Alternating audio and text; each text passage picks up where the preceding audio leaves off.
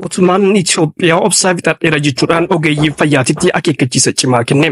Qonnaan bultoonni xaa'oon dachaa lamaan gatiin isaa dabaluudhaan akka itti qotannu dhabnee jirra jechuudhaan komatan. Uummanni Oromoo sababa garee lamaa nageenya dhabnee nagaa malee jiraataa jirra jedhan. Yooyaa harka fuune ashamaa hordoftootaa fi kabajamtoota maatii jiru miidiyaa odeeffannoo guyyaadhaan dhaqqaban qabannee isiniif dhiyaannee jira. Kun hangafoota oduu keenyaa turuu kanaa fi kan kana fakkaatan kan biroos qabannee isiniif dhiyaannee jira. Namoonni jiruu miidiyaadhaaf haaraa taatan yookaan sabskiraabiin godhee sabskiraayib gochuudhaan maatii jiruu miidiyaa akka taatan isiniin jenna akkasuma laayik sheer gochuudhaan nu jajjabeessaan dhaamsa keenyaa gara guutuu odeeffannoo keenyaatti isin dabarsina isinis hamma xumuraan faara turaan affeerraa keenya.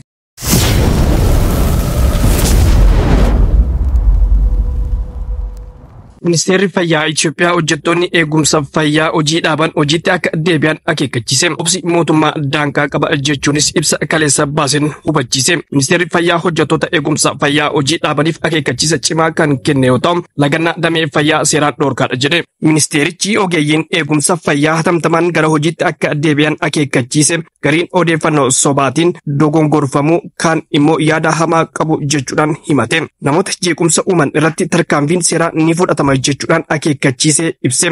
Obsi mootummaan dhimmicha sammuu banaadhaan furuu irratti qabu daangaa qaba jedhee jira.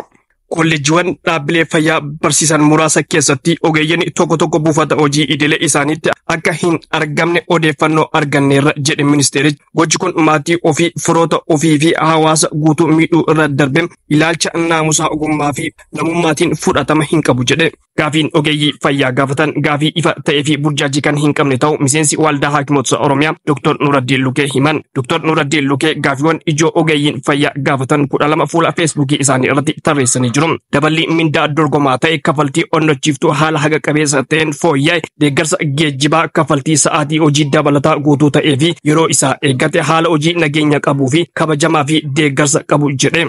Kana malees hawaasni inshuraansii fayyaa mana jireenyaa yookaan lafa mana jireenyaa argachuun haala barumsa mijataa fi qabeenya gaarii qabu maqaa balleessii miidiyaa fi odeeffannoo dogongoraa irraa eegamu giddugala qormaataa fi idil addunyaa hundeessuun durgansa damee fayyaa gahumsa irratti hundaa'e akkasumas ministeera fayyaa irraa tajaajila fayyaa biyya isaatirraa deebuun gurmeessuu fa'aatti jedhe Dr. Nuraddiin Lukee. Bara darbe gatiin xaa'oo birrii 4,000 gadi ture. Barana kunoo 8,894 jedhame. Gatiin kanaanuu godinaalee hedduu keessatti hin argamu. Xaa'oon mallaqa mootummaan bitame biyya seena. Sana booda kallattiin qonnaan bulaaf raabsamuu qaba ture. Garuu irra jireessi xaa'oo kana tooftaa garaagaraa fayyadamuun daldaltoonni dhuunfaa qondaalota mootummaa hidhata wajjin qabaniif gurguramaa jira. Kana jechuun daldaltoonni kunniin hamma kan mootummaa harkatti hafe uummatutti gaafa hanqinni uumame gatii manxafame kana olitti gurguratu jedhan jiraattonni godinaalee Oromiyaa garaagaraa dhimma xaa'oo irratti himataa jiru.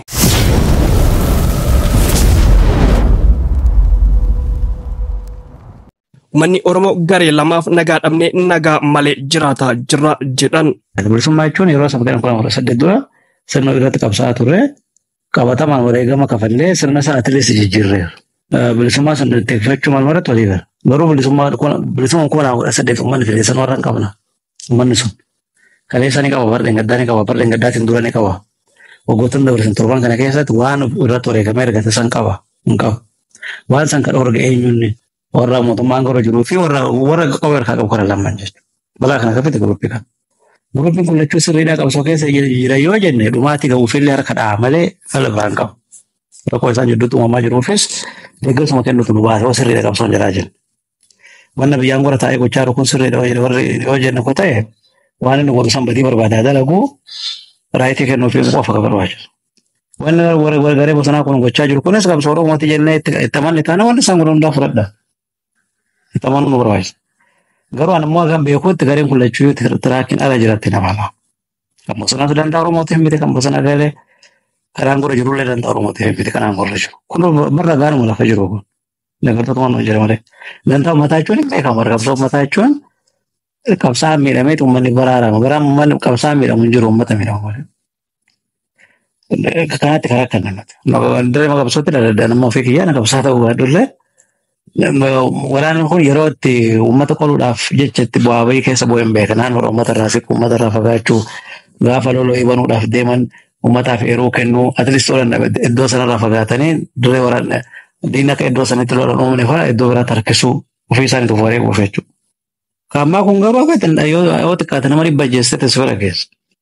Namni uummanni dhibbi du'eeti qabsaa sin bira geessa. Qabsaan tokko namni dhibbi isaaf jecha du'e taanaan qabsoo keessa hin jiru jechuudha bira keessa jiru. Kanaaf isa san doongoora inni. Kona 18 waan kana keessa kan nu galche bosona illee namni gale qabsoo mata namni gale hin jiru. Kona 18 gaafa seennu namni bilisoomee dhufee bara. Maal dhufi maa namni kona 18 hin dura namu. Abiyyiin alagoota fakkaatee teessoo beekuun kona 18 dura maaliif hin bahin teessoo? Uummata baase bara barcuma inni jala ture gabarra san jalaa hurgufee nama gabara waggaa meeqa ture gabarummaa san jalaa baasee bara iddoo amma jiru kana kagee uummata kana. Abaa umrii isaa keessatti Eertiraa keessa bahuudhaaf carraa hin qabne Eertiraa keessa baasee kan galche uummata kana. Marroo Ugaandaa keessaa fidee kan biyyatti galche uummata kana. Jawaariin Ameerikaa kan galche uummata kana. Kamaalis Ugaandaa keessaa baasee kan biyyatti galche uummatuma kana eenyumaayyuu. Bakkaraas qabanii irraati baase uummata kana. Barraas qabanii irraati baase uummata kana. Opiidoollee kan kosirraa hurgufee ol baase uummatuma kana. Bilisummaan kanaa waliin jiru. Garuu bilisummaa uummanni akkatti qabsaa'ee garee hundatti garee isa bilisoomsuudhaaf bahe iyyuu isaafuu isaa bilisa baase kana maaltu waan sana harkaa balleessa yoo jenne Atakaaroo mooraa keessatti uumamedha jechuudha. Malee bilisoomuu uummanni kun bilisoomee ture wareegama isaati. Garuu bilisummaa isaa san kan harkaa micciire Eertiraas miti Faannoos miti TPLFs miti mooraa qabsoo Oromoo kana. Keessattuu guruppii tasaa aangootti ol bahee fi guruppii erga aangoon fudhatamtee dhufe. Eenyumtuu yabbiyaan gurraadhe hambisuu danda'u ture koolaa 18. Maaliif Baqqalaa Maradaa taa'ee aangoo qabachuu danda'u, Maradaa Maradaa taa'ee aangoo qabachuu danda'u, Daawud Eertiraa taa'ee aangoo qabachuu danda'u, Jawaar Ameerikaa taa'ee aangoo qabachuu danda'u, Maroon Ugaandaa taa'ee aangoo qabachuu danda'u. Aangoo kan qabatu erga warra san laariin Oromoo jalatti hafeedha. Warra kun dogongoraanis haa ta'uuti aangoo qabatanii gareen kun akka gara kanatti hin jijjiiramne of eeggachuu qabna turreedha. Koolaa 18. Abiyyi nama loltuudha, burutaaliidha, nama waraanatti amanu, nama jeequmsatti amanu, nama beekumsa hin qabne, nama mariin amanu miti.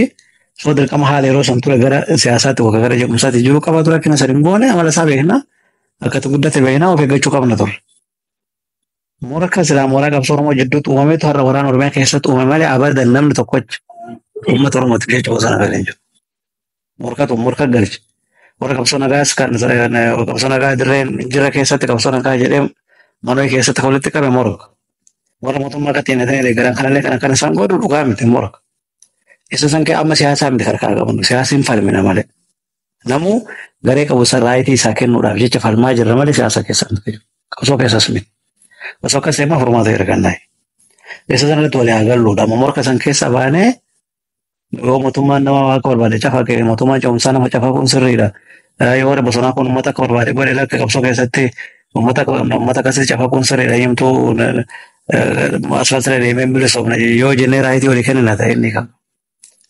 Falli jiru tiraakitti adeemu namu. Qabsoonis tiraakitti adeemitu siyaasatti adeemu. Siyaasaan kan waggaa torban kana keessattuu kattee jirru as tuffatu. Kanaaf isa sanarra yoo dhugaa sanarra dhaabbannee walii galle malee mooraa dhaabbanne keessa dhaabbannee jina taanaan immoo namuu akkuma kiyya caalaa san kootu gara kiyya karaan kiyya sirriidha. Kootu daldaltoota wanni daandii gubbarraa kana warra salphaa cinaggaatti. Kiyya kanatti orjinaaliidha kootu kiyya kun ijoollee moyyaalee fi hojjaa irraa qomee fiddeen aggaaddu takka hin gartu magaalaa keessatti. Kootu kiyya kanatti orjinaaliidhaan irraa biitti akkasitti jirra malee poolitikaa miti gammata jiru.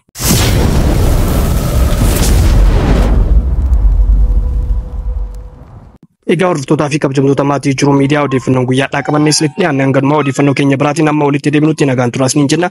Namoonni jiru miidiyaadhaaf haaraa taatan yookaan sabskiraabiin godhee sabskiraayib gochuudhaan maatii jiru miidiyaa akka taatan isiniin jenna. Akkasuma laayik shee gochuudhaan nu jajjabeessaan dhaamsa keenya waan wajjin turtaniif galatoomaa ulfaadha.